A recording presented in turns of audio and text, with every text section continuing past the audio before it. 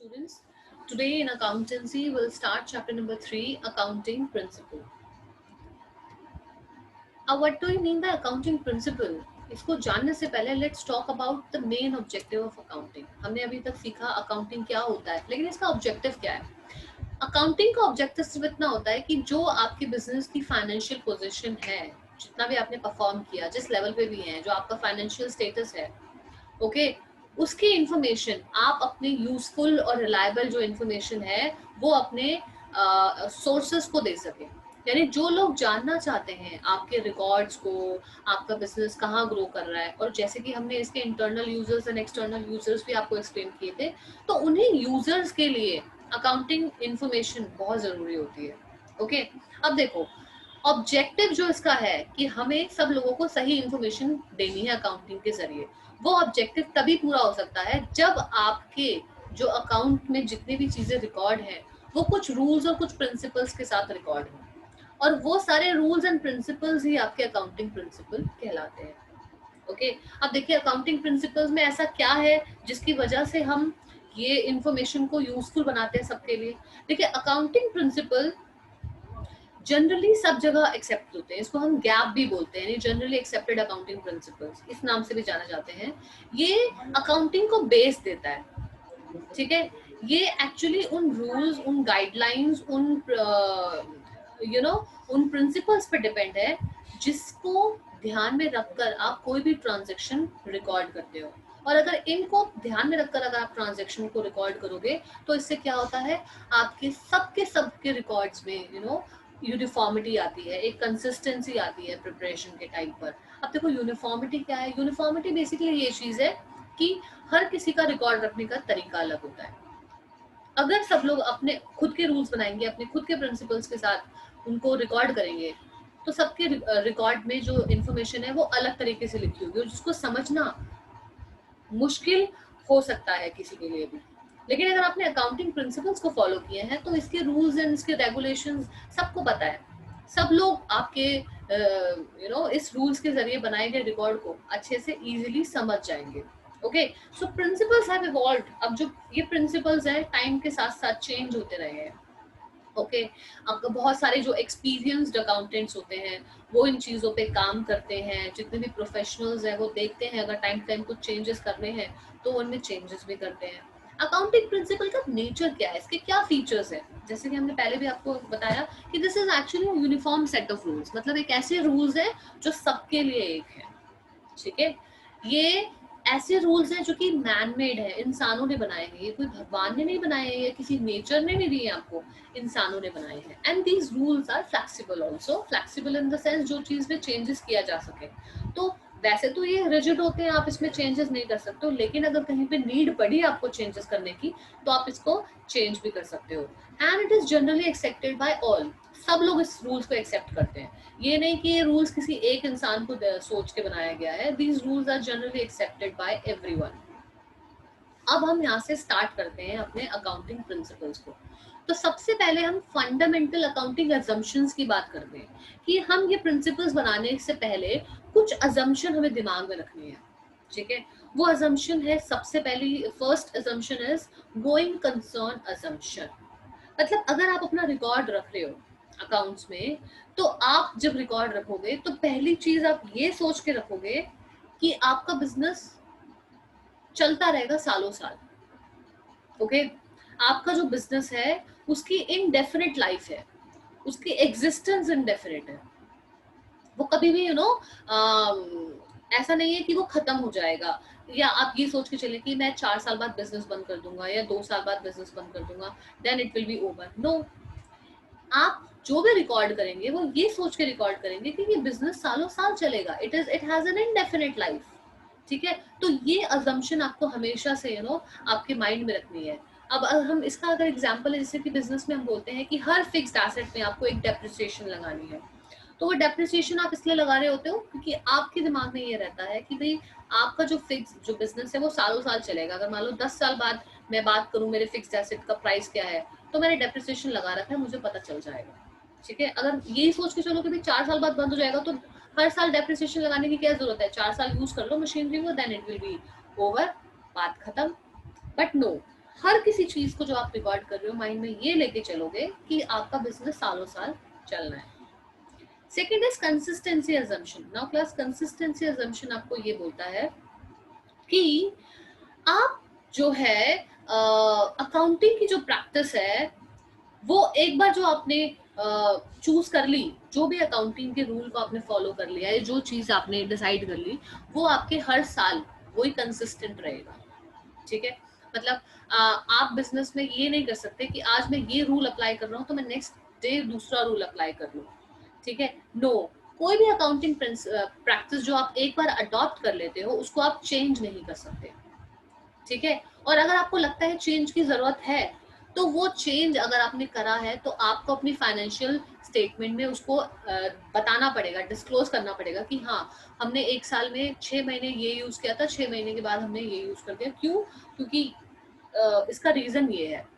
पहले तो आप चेंज ही नहीं कर सकते, और अगर आप कोई चेंज करोगे भी तो आपको वो चीज जो है बतानी पड़ेगी। अब देखो, इसमें हम एग्जाम्पल ले सकते हैं। एग्जाम्पल अगर हमें लेना हो, जैसे कि डेप्रिसिएशन का एग्जाम्पल लेते हैं। इसमें भी डेप्रिसिएशन लगाने के दो मेथड होता है, एक होता है स्ट्रेट लाइन मेथड और एक होता है आपका डिमिनिशिंग मेथड। अब अगर आपने एक मशीनरी 1 लाख रुपए की खरीदी है तो स्ट्रेट लाइन मेथड बोलता है कि हर साल 1,000 रुपए 10% के हिसाब से इसमें से माइनस कर दो, तो हर साल उस मशीनरी का जो रेट होगा वो 1,000 कम होता चला जाएगा, राइट। बट डिमिनिशिंग मेथड बोलता है कि हर साल 1,000 क्यों कम कर रहे हो? इसलिए क्योंकि जब आपने एक पहले साल जब 1,000 कम किया तो मशीनरी अब वो कितनी रह गई है?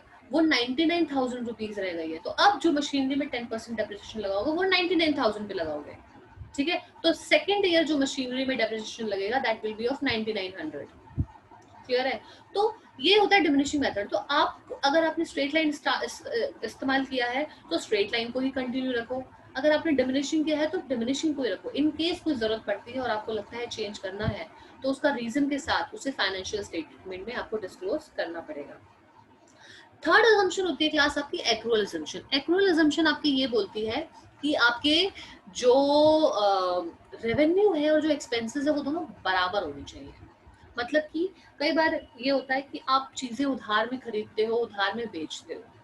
ठीक है, आपने उधार में सामान बेच दिया, अब आप वेट कर रहे हो कि जब उसका पैसा आएगा तब मैं इसे रिकॉर्ड करूंगा, तो नहीं, आपको एक्रूअल अजम्पशन मान के चलना है कि जिस टाइम आपने सामान बेचा उसी टाइम आप इसकी सेल रिकॉर्ड कर दो कि वो सेल इस साल की मानी जाएगी। देखो, रिकॉर्ड में तो दोनों ही केस में करेंगे हम। हमने जब उधार में सेल करी तभी भी रिकॉर्ड करेंगे, जब उसका पैसा मिला तभी भी रिकॉर्ड करेंगे। लेकिन कंफ्यूजन ये रहता है कि अगर मान लो वो सेल हुई 2019 में और पैसा आया 2020 में, तो वो सेल कब की मानी जाएगी?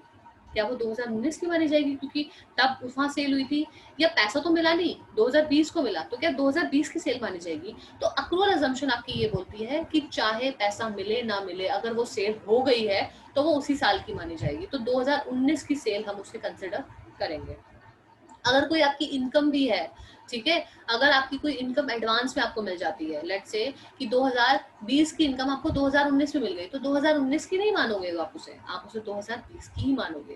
क्योंकि जिस टाइम की वो इनकम है, चाहे एडवांस में पे करो चाहे लेट पे करो, आपका जनवरी मंथ का खर्चा जनवरी मंथ का है, आपका फरवरी मंथ का खर्चा फरवरी मंथ का। This is what accrual assumption के उधार की चीजों को आप जो है इमीडिएटली तभी आप रिकॉर्ड कर लेंगे जब वो ट्रांजेक्शन हो चुकी है, ना कि तब जब आपने उसका कैश आपको मिला। अब ना, इतनी सारी अजम्पशन को माइंड में रखकर अब हमने कुछ अकाउंटिंग प्रिंसिपल्स बनाए हैं, जिन प्रिंसिपल्स को आपको बहुत ही स्ट्रिक्टली फॉलो करना है। You have to follow it. First principle है आपका अकाउंटिंग एंटिटी।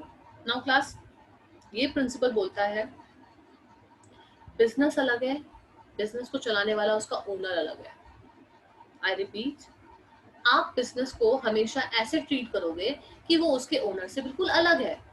दोनों अलग है। अगर ओनर की पर्सनल लाइफ में उसको कुछ भी फायदा होता है तो वो उसका पर्सनल फायदा है, उसके बिजनेस का फायदा नहीं है। बिजनेस को अगर कोई फायदा होता है तो वो उसका ओनर का फायदा नहीं है, वो बिजनेस का फायदा है। ठीक है, तो दोनों ही टर्म में दोनों ही चीजों को जब हमें रिकॉर्ड करना हो तो हम सेपरेट तरीके से करेंगे। बिजनेस में ओनर के कोई भी प्राइवेट एक्सपेंसेस को आप यहाँ नहीं दिखा सकते कि उसका खर्चा हुआ है तो आप अपने कैपिटल को कम कर दो। नो, आप यही माइंड में रख के चलेंगे कि business is separate from its owner. Next is money management principle. Now class, ये प्रिंसिपल क्या कहता है? ये प्रिंसिपल बोलता है कि जो भी रिकॉर्ड आप कर रहे हो अकाउंटिंग में, वो रिकॉर्ड आप वो उन्हीं चीजों को कर सकते हो जिनका जिनको आप पैसों में मेजर कर सकते हो। मतलब जो चीजें पैसों में आप मेजर नहीं कर सकते वो आप रिकॉर्ड नहीं करोगे। कोई भी इवेंट, देखो बिजनेस में जरूरी तो नहीं है, जो भी चीजें होती हैं, जो भी ट्रांजेक्शन होती हैं या जो भी आपके इवेंट्स होते हैं वो पैसों से ही रिलेटेड हो। कई बार ऐसी चीजें भी हो जाती हैं जो कि नॉन मॉनेटरी होती है, जैसे कि एक एम्प्लॉय की डेथ हो जाना, मैनेजर स्ट्राइक पे चले जाना, इससे काम रुक जाता है। ओके, एम्प्लॉय की डेथ हो गई, काम रुक गया, मैनेजर स्ट्राइक पे चले गए, काम रुक गया, कोई लड़ाई झगड़ा हो गया, काम रुक गया।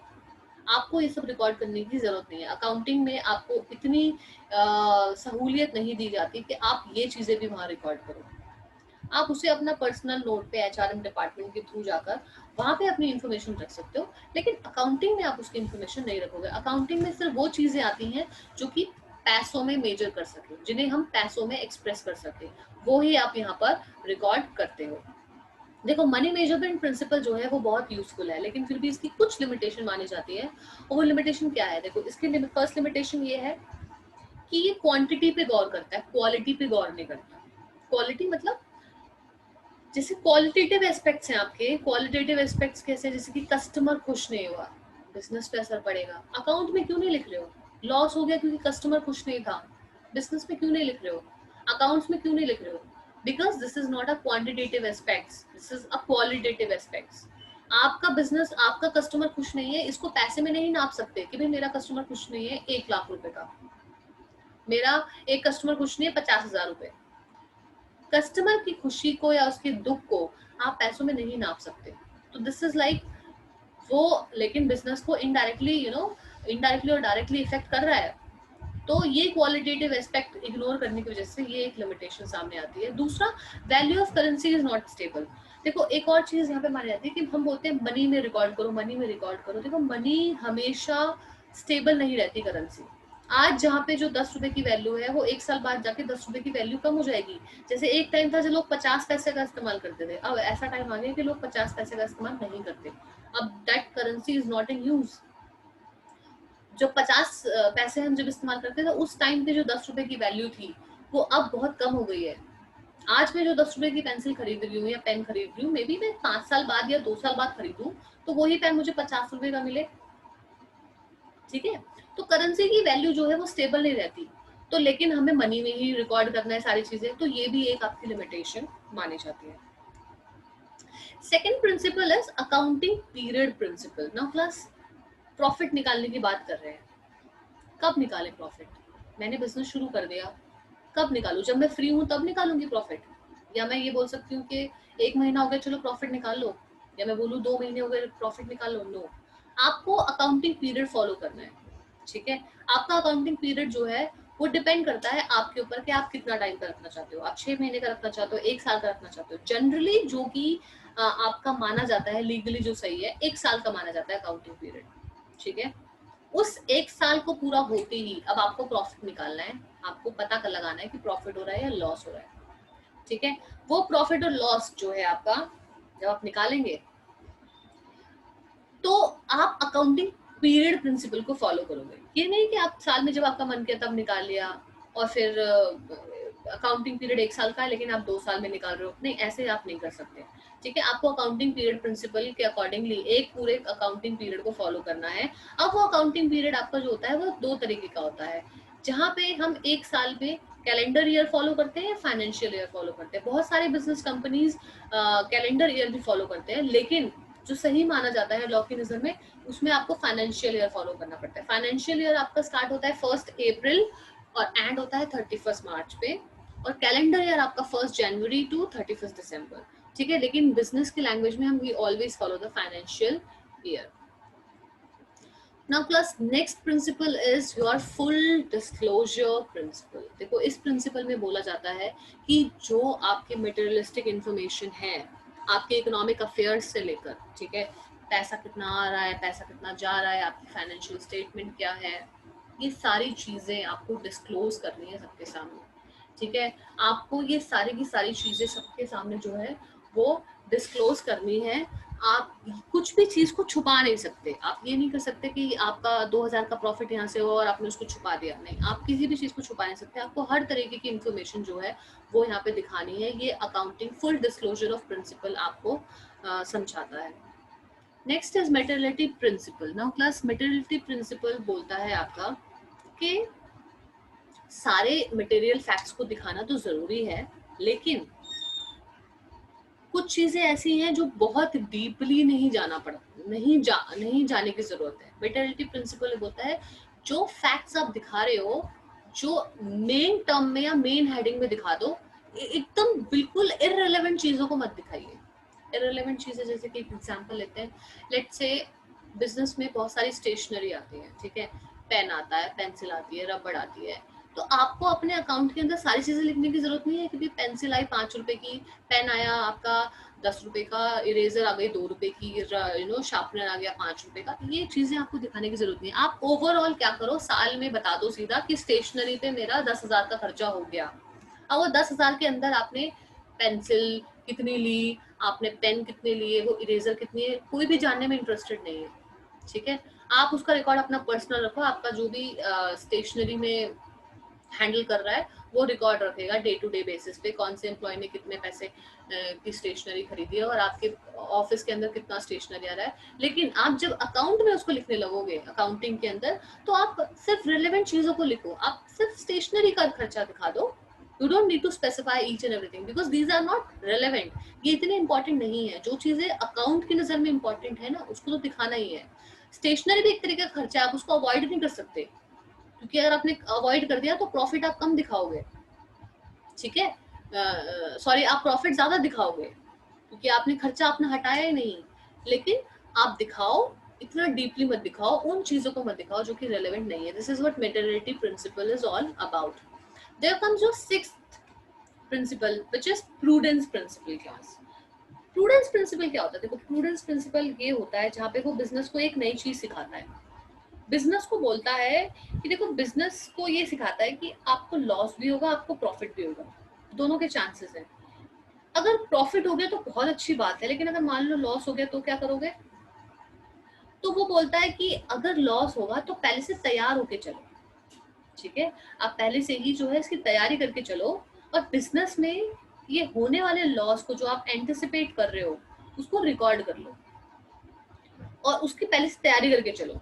मतलब आपने किसी को उधार में सामान बेच दिया और आपने दिखा दिया अपने एसेट एज अ डेटर कि भाई 1 लाख का सामान बेच दे, 1 लाख आने ही आने हैं, ठीक है। बोलते हैं ना हम कि भाई सेल अगर इस साल हुई है तो इस साल में ही दिखा दो। आप मान के चलते हो कि 1 साल 1 लाख रुपए जो है मेरा इस साल में आ ही जाएगा। लेकिन कई बार होता है कि लोग पैसा नहीं पे करते। 1 लाख में से हो सकता है 5,000 जो है वो लोग ना पे करें, ठीक है। तो आप क्या करते हो, इस तरीके के लॉस को एंड टाइम पे कैसे निपटोगे? पहले से ही कुछ पैसा जोड़ के चलते हो कि यार चलो पहले से ही हम लॉस हो सकता है तो प्रोविजन फॉर डाउटफुल डेट्स बना लेते हैं। 5,000 के प्रोविजन फॉर डाउटफुल डेट्स बना के चल रही है। अगर मान लो इन केस अगर 5,000 नहीं भी हुआ, तो 3 भी हो गया, 4 भी हो गया, तो हम तो इतना तो बना के चले कम से कम, ठीक है, जो कि हम उसको फेस कर सकते हैं। अब वो तो एक अनसर्टेन चीज है कि क्या पता 5,000 से ज्यादा भी हो सकता है, कम भी हो सकता है, लेकिन आप कुछ तो प्रिपरेशन करके चल रहे हो। तो प्रूडेंस प्रिंसिपल यही बोलता है कि लॉस की प्रिपरेशन करके चलो, ठीक है। अब देखो, प्रॉफिट की प्रिपरेशन के लिए वो मना करता है। प्रॉफिट की प्रिपरेशन तो पहले ये सोचो क्या होगी। प्रॉफिट की प्रिपरेशन तो ये होगी ना कि भाई हम पहले से सोच रहे हैं प्रॉफिट आने वाला है, चलो खर्चे अपने बढ़ा ले, या खर्चे बोले कि प्रॉफिट आने वाला है नेक्स्ट ईयर, हम ये खरीदेंगे वो खरीदेंगे। तो वो सब नहीं करना है। कहीं पर भी ऐसी चीज रिकॉर्ड मत करो कि प्रॉफिट हो जाएगा, मेरा ये खर्चा है, ठीक है। आप प्रॉफिट को हो या ना हो वो सिचुएशन डिपेंड करेगी, लेकिन लॉस का आप पहले से ही तैयारी करके चलोगे पूरी तरीके से, ठीक है। This is what prudence principle. Seventh is cost principle. Class, cost principle ये होता है कि जो एसेट आप खरीदते हो उनको जब आप रिकॉर्ड करोगे तो आप कॉस्ट प्राइस में करोगे। एक एसेट जो आपने खरीदा, जितने में खरीदा, जरूरी नहीं है मार्केट में उसी की वैल्यू उतनी ही हो। मान लो आपने 1 लाख की मशीनरी खरीदी है और आप मार्केट में गए ढूंढने के लिए, और मार्केट में खरीदने के बाद आपने देखा कि भाई मार्केट में तो ये 90,000 की मिल रही है, मैं इसको 1 लाख की लेकर आ गया, ठीक है।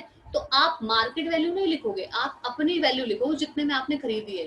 अगर आपने 1 लाख की खरीदी आप 1 लाख में लिखोगे, अगर आपने 90,000 की खरीदी 90,000 में लिखोगे, चाहे मार्केट में वैल्यू उसकी 5 लाख हो, 4 लाख हो, 3 लाख हो, 80,000 हो, वट एवर इट इज, आपने जितने में खरीदी आप उतने में ही लिखोगे। अब उस परचेजिंग कॉस्ट में आप इंस्टॉलेशन, उसका उसका ट्रैवल एक्सपेंसेस सब कुछ ऐड कर सकते हो, लेकिन ऐड करने के बाद वो पड़ी कितने की वो आप बस रिकॉर्ड कर सकते हो। मार्केट का रेट क्या है वो नहीं रिकॉर्ड करना है। जैसे कि 1,50,000 की मशीनरी खरीदी, 20,000 इंस्टॉल करने वाला ले गया, 5,000 लेट से कि आपका जो ट्रैवल था उसके चार्जेस आ गए, तो 1,75,000 की पड़ गई मशीनरी। ठीक है, तो 1,75,000 की पड़ गई, तो आप 1,75,000 की ही रिकॉर्ड करोगे। मार्केट में चाहे वो 2 लाख की हो, आप 2 लाख की रिकॉर्ड नहीं कर सकते। ठीक है, there comes your next principle which is matching principle. Now matching principle क्या होता है? मैचिंग प्रिंसिपल होता है कि भाई जिस अकाउंटिंग पीरियड को फॉलो कर रहे हो, 1 साल का प्रॉफिट लॉस निकालना है, तो उस 1 साल के अंदर जितने आपके एक्सपेंसेस हैं वो रेवेन्यू से मैच करने चाहिए। मतलब मेरा इस साल का खर्चा मेरे इस साल के रेवेन्यू के साथ मैच होना चाहिए। ठीक है, ये चीज आप हमेशा ध्यान रखोगे। ये बेसिकली ये बोल रहा होता है कि उधार की चीजों को आप वेट मत करो। ठीक है, कि भाई मुझे रेंट देना था फरवरी का, मेरे पास पैसे नहीं है, मैं मार्च में दूंगा, तो मार्च में मत आप वेट करिए, आप फरवरी का है वो फरवरी का ही खर्चा जो है फरवरी में ही दिखाइए। ठीक है, आप जो एक्सपेंस है आपका फरवरी का वो आप फरवरी में दिखाएंगे, क्योंकि फरवरी में जो उस रेंट की वजह से आपको फायदा मिल रहा है वो फायदा और वो खर्चा मैच होना चाहिए। ठीक है, जो भी खर्चे आपने किए उसके बदले जो आपको मिला वो दोनों उसी साल में उसी पीरियड में मैच होना चाहिए। This is what the matching principle is all about. Okay, next is your dual aspect principle which is very much important. देखो ये आपको बताता है कि कोई भी अगर बिजनेस ट्रांजेक्शन हो रही है तो उसके दो एस्पेक्ट्स होते हैं। ठीक है, एक होता है डेबिट और एक होता है क्रेडिट। कैसे? जैसे आपने एक ट्रांजेक्शन की कि आपने एक सामान खरीदा, आपने एक बैग खरीदा और पैसे दिए, तो आपने पैसे दिए, बैग आया, तो यहाँ पर उस ट्रांजेक्शन के होने के दो इफेक्ट होंगे कि पैसा गया, बैग आया। ठीक है, so in that case bag will be credit, sorry cash will be credit and the bag will be debit. Bag आ गया और आपका जो कैश है वो चला गया।